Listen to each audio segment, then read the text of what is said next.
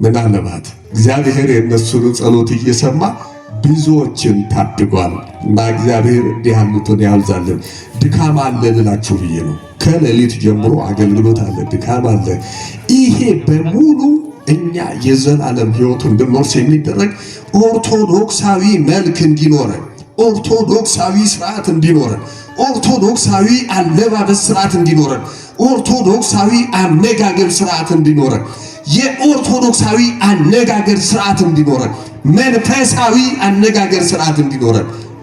ወንድሜ አራዳ ሆን ብለን ሌላ ጣጣ ውስጥ እየገባን በጣም አራዳ ይሆን ይመስለናል። እኛ ግን በጣም ፋራ ይሆን እንደሆነ አላወቅም። በጣም አራዳ ይሆን ይመስላል። በፍጹም አራዶችማ ከእግዚአብሔር ጋር ነፍሳቸውን ያተረፉ ከእግዚአብሔር ጋር የኖሩ በቅድስና የኖሩ እነሱ ብልጦች ናቸው። ነፍሳቸውን ያተረፉ አያችሁ፣ በትዕግስታቸው ነፍሳቸውን ያተረፉ ናቸው። እግዚአብሔር ከሁላችን ጋር ይሁን።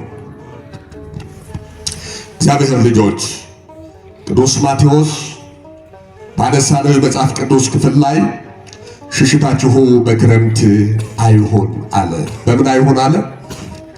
በክረምት አይሆን አለ። ያ የመጽሐፍ ቅዱስ ክፍል ሙሉ የማቴዎስ ወንጌል ምዕራፍ 24 ቁጥር 1 ጀምሮ መድኃኒታችን ኢየሱስ ክርስቶስ ደቀ መዛሙርቱ ቀርበው በደብረ ዘይት ተራራ ላይ በዚያ ልዩ ስፍራ የመገለጥ ተራራ በሚባለው በዚያ ቦታ ላይ ቀርበው ንገረን፣ የዓለም መጨረሻና የመምጣትህ ነገር ምንድነው ብለው ጠየቁት። ምን ብለው ጠየቁት? የመምጣትህ ነገር የመጨረሻው ዘመን ጉዳይ ምልክቱ ምንድነው ብለው ጠየቁት። በዚያ አንቀጽ ውስጥ እያንዳንዱን ነገር ነገራቸው። በተለይ አሁን እኛ ያለንበት ዘመን የሚወክላቸው ብዙ ምልክቶችን ክርስቶስ ተናግሯል። ሐሰተኞች ነቢያት ይነሳሉ። እነማን ይነሳሉ? እነማን? እንደ በየቤታችን አሁንማ ጭራሽ በየግል ሊሰጡ ነው። እግዚአብሔር ይጠብቀን። በየግል ሊሆኑ እንደ አሸን ፈልቶ ልብ በሉ። ሐሰተኞች ክርስቶሶች እነዚህ በደንብ አሉ። ፍቅር ይቀዘቅዛል። ይህን ነገር በሙሉ መድኃኒታችን ኢየሱስ ክርስቶስ ተናገረ።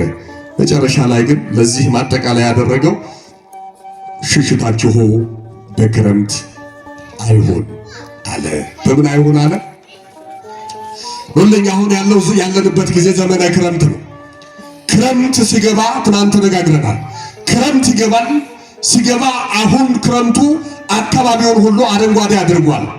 ክረምቱ ራሱ በሰባት ከፍላ ቤተክርስቲያን ታስተምራለች።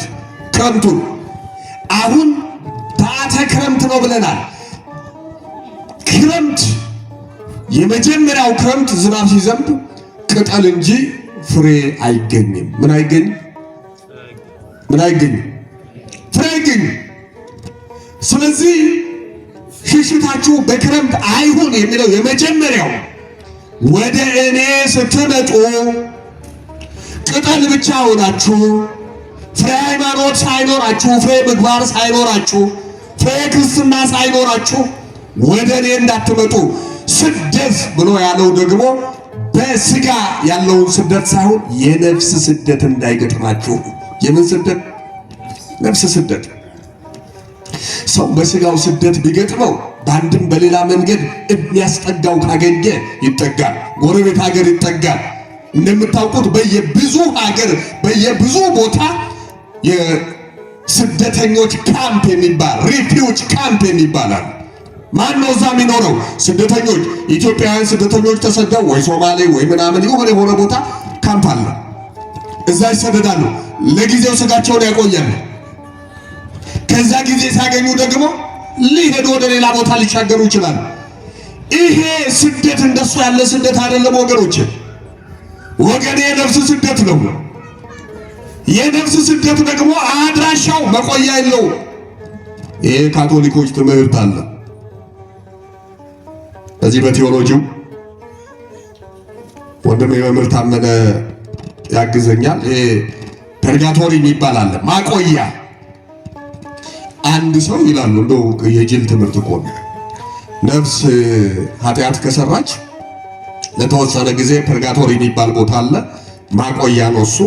እዚያ ለጊዜው መቀጫ ቦታ ትቀመጥና ከዚያ ከመቀጫው ስፍራ ደግሞ ወጣ ምን ትላለች? ነፃ ትወጣለች። መቀጫ ጊዜ ነው፣ ቴምፖራሪ ነው እና ዘላቂ መጽሐፍ ቅዱስ እነሱ አይደለም። ይሄ እነሱ እምነት ነው። እነሱ የሚባል ነገር የለም። ስደት የነፍስ ስደት ነው የገጠመ። ነፍስ ተሰዳ የት ነው የምትሄደው? ነፍስ እንደምታውቁት ሕያዊት ነች። ነፍስ ለባዊት ነች። ነፍስ ነባቢት ነች። ነፍስ ሶስት ባህሪ ያላት ነፍስ ሕያው ነች፣ አትጠፋም።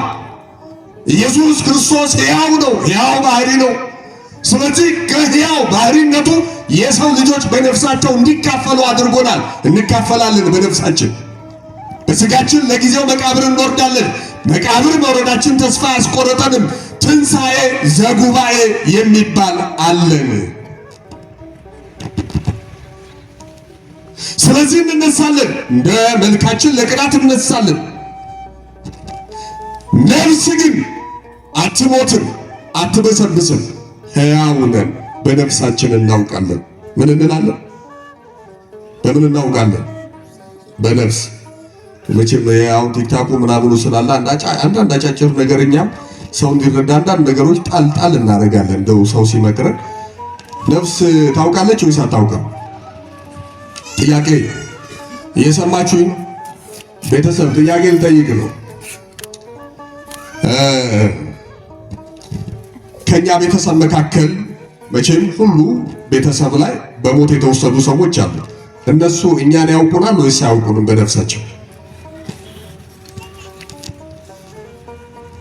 ያውቁናል ወይስ አያውቁን? ያውቁናል አይደል? በደንብ ፍንትው አድርገው ከነ ቁጥራችን ነው የሚያውቁት። የሚገርመው ይኸው ክርስትና ይሄ በመሞት የሚቋረጥ ሕይወት አይደለም።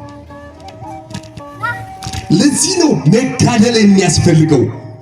ሐዋርያው ይሁዳ አንድ መልእክት ነው ያለው። ይሁዳ እዚያው አንድ መልእክት አለው። ምዕራፍ 1 ቁጥር 3 ላይ ለቅዱሳን አንድ ጊዜ ብቻ ስለተሰጠ ሃይማኖት እንድትጋደሉ መከራቸዋለሁ ይላል። ስንት ጊዜ? ስንት ጊዜ? ሃይማኖት ስንት ጊዜ ነው የሚሰጠው? እኛ እውቅና የለን። አሁን መንግስት መብቱ ነው። እዚህ ጋር ሃይማኖት እዛ ጋር ምናምን ማደራጀት ይቻላል፣ መብቱ። እኛ አይመለከተንም። በቤተ ክርስቲያን ትምህርት ግን ሃይማኖት አንዲት ነች። ስንት ነች? አሐቲ ቅድስት ቤተ ክርስቲያን እንተ ላይ ለኩሉ ጉባኤ ዘሐዋርያት። የለም ሌላ የለም። ሌላ ያቺ አንድ የተባለችው በክርስቶስ ደም የተመሰረተችው ለቅዱስ ጴጥሮስ በቅዱስ ጴጥሮስ መልስ ላይ በክርስቶስ ማንነት ላይ የተመሰረተች ያቺ ቤተ ክርስቲያን ሐዋርያት ያስተማሩባት፣ የደከሙባት፣ ወንጌል ያገለገሉባት፣ ያልተለወጠች፣ ያልተቀየረች ወይም ያልታደሰች ምን አላለች? በአንድም በሌላ መንገድ ብዙዎች ለፍተዋል፣ ግን አይሆንም። ይሆናል እንዴ? ስለማይሆን የሚቀየር ነገር የለም። የማትቀየር እሷ አንዲት ነች። ይሁዳም ይሄንን ያለው ያለው አንድ ጊዜ ስለተሰጠ ለዛ ሃይማኖት ተጋደሉ ነው የሚለው፣ ዋጋ ክፈሉ። ስለዚህ ይህች ሃይማኖት ብለን የምንጠራት የሐዋርያት እምነት፣ አንዳንዶች ሐዋርያት ሲያውኑ ሐዋርያት ነን የሚሉ ይላል። ገርማችኋል። ቅዱስ ጳውሎስ ሲናገር እነዚህ በፍጹም ነን የሚሉ ይላል። ሐሳባቸው ምድራዊ ነው ይላል። አይደሉም እያለ ይነግረናል። በሚገርም ሁኔታ አንደኛ ቆሮንቶስ ምዕራፍ 16 ላይ እንደነበር አድርጎ ያስረዳል። ይህን አይደሉም ይላል። ስለዚህ ነፍስ አለን። ስለዚህ ያቺ ሕያዊት የሆነች ነፍሳችን እንዳትጠየቅ ይህን ትናንትና መምህር ታመነ ሲያስተምር ሰምታችኋል። ከትናንት ወዲያ ይሆን በዚህ በማቴዎስ ወንጌል ምዕራፍ 16 ቁጥር 19 ጀምሮ የተነገረ ነው። ዛሬም አንስተነዋል። የአብርሃም እቅፍ ያለው ነው። ያ በኃጢአት በሲኦል የነበረው ባለጸጋ አሻቅቦ ሲመለከት ድሃው ሰው ምስኪኑ ሰው በአብርሃም እቅፍ ነው። ይሄ ወንጀለኛ በሚቀጣበት ስፍራ ነው ያለው። ደጋጎች ደግሞ የሚገቡበት ስፍራ የአብርሃም እቅፍ ተብሏል። የማን እቅፍ? የአብርሃም እቅፍ መንግሥተ ሰማያት እግዚአብሔር ላገለገሉት እንዴት የታመነ አምላክ ነው! እንዴት ቸር አምላክ ነው! እንዴት ደግ አምላክ ነው! ውለታን የማይረሳ የተከተሉትን የማይረሳ ጣዖት ሰብረው እርሱን ብለው የወጡትን የማይረሳ የሚደግፍ አይደለም። ያ ብቻ አይደለም፣ የዘላለም ቃል ኪዳን የሚሰጥ ነው የኛ አምላክ። ክብር ምስጋና ለስሙ።